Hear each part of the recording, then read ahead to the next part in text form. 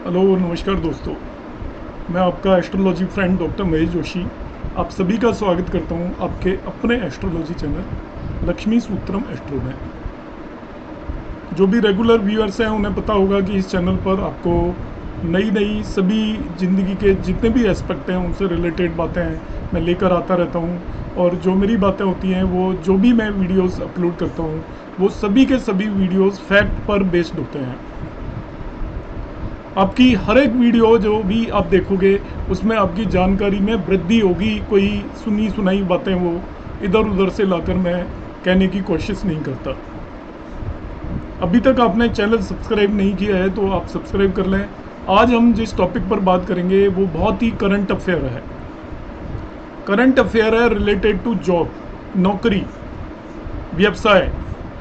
आज के समय में क्योंकि रिसेशन जैसा चल रहा है आईटी सेक्टर में बहुत ज़्यादा, या गवर्नमेंट सेक्टर में भी हम देखते हैं लोग इस बात से परेशान होते हैं कि वो एक कंपनी में काम कर रहे हैं और उनके माइंड के अंदर ये आता है कि मैं कंपनी चेंज करूं या नहीं करूं, मेरा जॉब तो नहीं चला जाएगा। इस तरीके की इनसिक्योरिटी होती है। जो गवर्नमेंट सेक्टर में काम करते हैं उनके माइंड के अंदर ये रहता है कि उनका कोई ट्रांसफ़र तो नहीं हो जाएगा या उनका प्रमोशन कब होगा, इस चीज़ से भी जूझ रहे होते हैं क्योंकि गवर्नमेंट सेक्टर के अंदर प्रमोशन बहुत ज़्यादा स्लो होता है। फर्दर प्रमोशन होगा तो प्रमोशन का उन्हें कुछ फ़ायदा होगा या नहीं होगा, या उनकी कोई पावरफुल या अथॉरिटेटिव पोस्टिंग कब मिलेगी कि वो एक पर्टिकुलर पोस्ट पे काम कर रहे हैं उस पर कोई पावर नहीं है और उसी के इक्विवेलेंट दूसरी पोस्ट पे बहुत पावर है तो वो कब मिलेगी। ऐसे सभी प्रश्नों का जवाब मैं आज देने वाला हूँ आपको इस पूरे वीडियो में। तो आप एंड तक वीडियो को देखें। यदि आपको पसंद आता है तो इसको लाइक और शेयर भी कर सकते हैं, मगर फिर से मैं रिक्वेस्ट करूंगा कि आप चैनल को सब्सक्राइब करें। आपके सब्सक्रिप्शन से ही मेरा उत्साह बढ़ता है क्योंकि मैं जो भी एफर्ट कर रहा हूं वो केवल इसलिए कर रहा हूं कि ज़्यादा से ज़्यादा लोगों तक मैं पहुंच पाऊँ। तो आप सब्सक्राइब करेंगे तो आपके पास वीडियो उसी दिन आ जाएगा। जनरली मैं रोज़ाना 1 से 2 वीडियोस अपलोड करता हूं और आप नहीं करेंगे तो आपके बहुत ही इंपॉर्टेंट कुछ एस्पेक्ट से रिलेटेड वीडियोस मिस हो जाएंगे। चलो मैं शुरू करता हूँ। ट्रांसफ़र इन जॉब के कौन कौन से योग होते हैं, किन चीज़ों से हम देखते हैं और क्या लॉजिक है, मैं पूरा बताने वाला हूँ आपको। यहाँ पर देखिए इंपॉर्टेंट हाउसेज जो होते हैं ट्रांसफ़र ऑफ जॉब से रिलेटेड, वो यहाँ पर मैंने गिने हुए हैं। 6 हाउसेज गिन लें आप। टोटल कुंडली के 12 भाव हैं तो जॉब में ट्रांसफ़र से रिलेटेड 6 भाव आ गए। और वो भाव कौन कौन से आए? 12th house, 3rd house, 8th house, 7th house, 10th house and 11th house. अब वो क्यों आए वो मैं आपको बताऊंगा, जिससे कि आपके माइंड के अंदर एक कंसेप्ट हो जाएगा। ये लर्न नहीं करना है आपको बिल्कुल भी। इस वीडियो को आप समझें और 2 बार देख लेंगे तो आपको बिल्कुल क्लियर हो जाएगा मैं क्या कहना चाह रहा हूँ। क्यों मैंने 12वां भाव लिया है, क्यों तीसरा भाव लिया है, क्यों 8वां भाव लिया है, क्यों 7th हाउस लिया है, क्यों 10th हाउस लिया है, क्यों 11th हाउस लिया है। ये पूरी तरीके से रिसर्च किया हुआ टॉपिक है और ये मेरी अपनी पर्सनल रिसर्च है। मैं आपको ये बता देता हूँ, इसमें किसी और का कंट्रीब्यूशन नहीं है। और ऐसा मेरा प्रॉमिस है कि आप इसको यदि लगाएंगे तो आपको लगेगा कि मैं बिल्कुल जो भी बता रहा हूँ वो कुंडलियों पर बिल्कुल सटीक बैठने वाला है। यहाँ पे 12th हाउस मैंने क्यों लिया है? क्योंकि एक व्यक्ति का जब ट्रांसफ़र होता है तो उसको खुद उसका शरीर एक जगह से दूसरी जगह जाता है। शरीर को कुंडली में लग्न से रिप्रेजेंट करते हैं और चेंज को ऑलवेज उससे किसी भी भाव का 12वां भाव या तो उसके लॉस को रिप्रेजेंट करता है या उसके चेंज को रिप्रेजेंट करता है। आप ऐसा समझ के चलें। तो जब भी किसी पर्सन का ट्रांसफ़र होता है तो उसका जब ट्रांसफ़र होगा तो वो उसकी लग्न एक जगह से दूसरी जगह पर जाएगी। इसलिए क्योंकि लग्न चेंज हुई इसलिए लग्न का 12वां भाव, इसका मतलब 12th हाउस लग्न के डिस्प्लेसमेंट को रिप्रेजेंट करेगा। इसलिए मैंने 12th हाउस लिया है। 1 मिनट।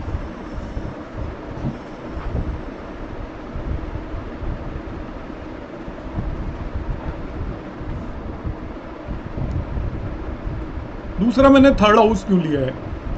3rd हाउस उस केस में लेंगे कि जब डिस्प्लेसमेंट होता है तो एक तो विद इन सिटी ट्रांसफ़र हो गया। जैसे बड़े सिटीज़ में रहते हैं, दिल्ली में हम रहते हैं तो ट्रांसफ़र एक जगह से दूसरी जगह हो गया तो आपका अपना घर चेंज नहीं करना पड़ेगा। आप जहाँ रहते हैं वहीं रहते रहेंगे, केवल आपका ऑफिस बदल जाएगा तो उससे बहुत ज़्यादा फर्क पड़ने वाला नहीं है। मगर कई केसेस में जो स्टेट या सेंट्रल गवर्नमेंट के जो एम्प्लॉयज़ होते हैं उनका ट्रांसफ़र अपने घर से दूर हो जाता है तो उस केस में आपका 4th हाउस चेंज हो जाएगा आपका घर और डिस्प्लेसमेंट ऑफ हाउस होगा तो 4 से 12th जो हाउस होता है वो 3rd हाउस इन्वॉल्व हो जाएगा। तो जब भी आपका आउट ऑफ सिटी ट्रांसफ़र होता है, आपको घर चेंज करना पड़ रहा है तो उसमें 3rd हाउस का इन्वॉल्वमेंट आएगा। फिर 7th हाउस एक्चुअली रिप्रेजेंट करता है प्रमोशन को, पद प्राप्ति को। तो जब भी किसी भी नेटिव का ट्रांसफर हो रहा है ड्यू टू प्रमोशन, क्योंकि जनरली ऐसा भी देखा गया है कि जब भी प्रमोशन होता है तो ट्रांसफर होता है, तो उस केस में 7th हाउस का इन्वॉल्वमेंट है। 10th हाउस नेचुरली प्रोफेशन का है, इसलिए 10th हाउस का इन्वॉल्वमेंट होगा ही होगा। 11th house is house of gains, कि आपका ट्रांसफर हुआ और उसमें आपको कुछ गेन हो गया, आपने कंपनी चेंज की और आपको हैंडसम इंक्रीमेंट मिल गया, या जब भी आपको प्रमोशन कहीं भी मिलता है तो प्रमोशन में भी डेफिनेटली आपको इंक्रीमेंट मिलता है, इसलिए 11th हाउस का इन्वॉल्वमेंट हो गया। 8th हाउस एक्चुअली ट्रबल्स को रिप्रेजेंट करता है, प्रॉब्लम्स को रिप्रेजेंट करता है, सडननेस को रिप्रेजेंट करता है। तो जब भी आप कहीं अच्छे से काम कर रहे हैं और पता चला कल ऑफिस में पहुंचे आपका ट्रांसफर लेटर आपके हाथ में रखा हुआ है, you are not ready for that, तो वहाँ पर 8th हाउस का इन्वॉल्वमेंट होता है। और आपका अनफेवरेबल जब भी ट्रांसफर होगा, आपकी इच्छा के अगेंस्ट ट्रांसफर होगा, आपको जॉब में ट्रबल है और कंपल्सन में कंपनी चेंज करनी पड़ रही है, तो उसमें 8th हाउस का इन्वॉल्वमेंट है। एक तो आप कंपनी चेंज कर रहे हो कि आपको अच्छा ऑफर मिल रहा है, एक इसलिए भी कंपनी चेंज करते हैं बहुत सारे एम्प्लॉय की जहाँ पर वो काम कर रहे हैं वो एनवायरनमेंट कंडीसिव नहीं है, या उनको वहाँ पर बहुत सारी प्रॉब्लम्स फेस करनी पड़ रही हैं, तो उनको कंपल्सन में जब कंपनी चेंज करनी पड़ती है। इसी तरीके से एक ट्रांसफ़र होता है हमारी इच्छा से या प्रमोशन पे, एक वो ट्रांसफ़र होता है कि हमें ज़बरदस्ती ट्रांसफ़र पे जाना पड़ जाएगा, आपका ट्रांसफ़र कर दिया और आप परेशान होकर जा रहे हैं, तो 8th हाउस का इन्वॉल्वमेंट है। अब देखिए सभी कॉम्बिनेशन को मैं 1 बाई 1 बताऊंगा कि कितने तरीके के ट्रांसफर होंगे, उसमें हम किन कॉम्बिनेशंस को देखेंगे।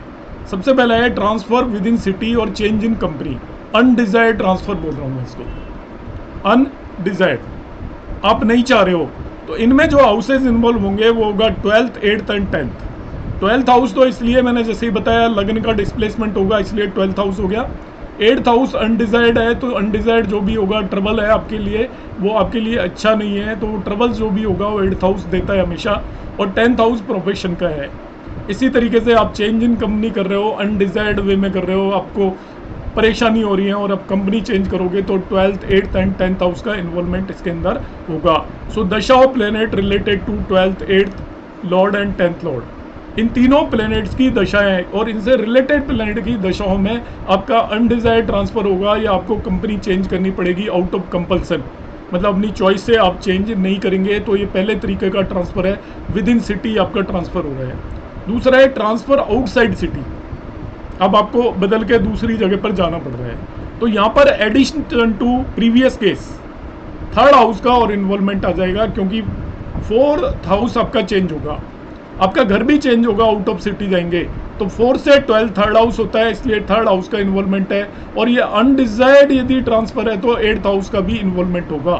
ट्रांसफर आउटसाइड सिटी डिजायर्ड भी हो सकता है, कई बार हम अपनी इच्छा से ट्रांसफर चाहते हैं, हम चाहते हैं कि हमारा ट्रांसफर हो जाए, in that case 8th house का इन्वॉल्वमेंट नहीं होगा, तब इन्वॉल्वमेंट होगा 12th house, 3rd house, 10th house और 11th हाउस, क्योंकि 11th इच्छा पूर्ति का हाउस होता है, तो इसे आप ऐड कर लें।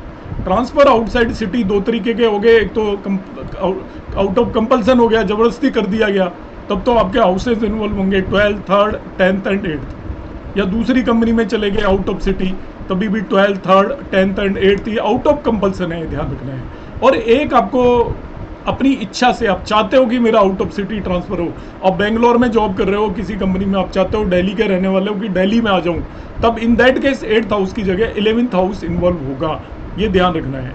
नेक्स्ट कॉम्बिनेशन है ट्रांसफर विद प्रमोशन। अब प्रमोशन में क्या होता है, 7th हाउस का इन्वॉल्वमेंट होता है, प्रमोशन में 11th हाउस का इन्वॉल्वमेंट होता है। तो जनरली जब भी प्रमोशन होगा, आप जिस सीट पर काम कर रहे हैं उस सीट पर तो काम करने से रहे, क्योंकि वो आपसे लोअर पोस्ट की सीट होगी, तो हायर सीट पर जाएंगे तो आपका ट्रांसफर होगा ही होगा, तो आपकी लग्न को मूवमेंट करना पड़ेगा, इसलिए 12th हाउस है। प्रोफेशन है इसलिए 10th हाउस है, और 7th हाउस रिप्रेजेंट करता है आपके प्रमोशन को, पद प्राप्ति को। और जब प्रमोशन होगा तो डेफिनेटली आपको फाइनेंशियल गेन भी होंगे, और प्रमोशन की आपकी इच्छा भी हमेशा रहती है, इसलिए इच्छा पूर्ति भी होगी, तो उसमें 11th हाउस का भी इन्वॉल्वमेंट होगा। तो इन हाउस से रिलेटेड प्लैनेट्स की जब भी दशा और अंतर दशाएं होंगी, तब आपका ट्रांसफर होगा विद द प्रमोशन। ये नेक्स्ट कॉम्बिनेशन हमने डिस्कस किया। इसमें यदि आउटसाइड सिटी जाना है आपको, कि प्रमोशन हुआ और ट्रांसफर भी हो गया आउटसाइड सिटी, सेंट्रल गवर्नमेंट में जनरली आउटसाइड सिटी होता है, जब भी प्रमोशन होता है तो दूसरे शहर में कर देते हैं, तब आपका घर भी बदलेगा, घर बदलेगा इसका मतलब ट्रांसफर ऑफ हाउस भी होगा, इसलिए थर्ड हाउस का इन्वॉल्वमेंट भी आ जाता है। मैंने इनिशियल जो कंसेप्ट बताया है आप उसको लगा के चलें, आपको सब कंसेप्ट अपना आप ऑटोमेटिकली समझ में आने लग जाएंगे।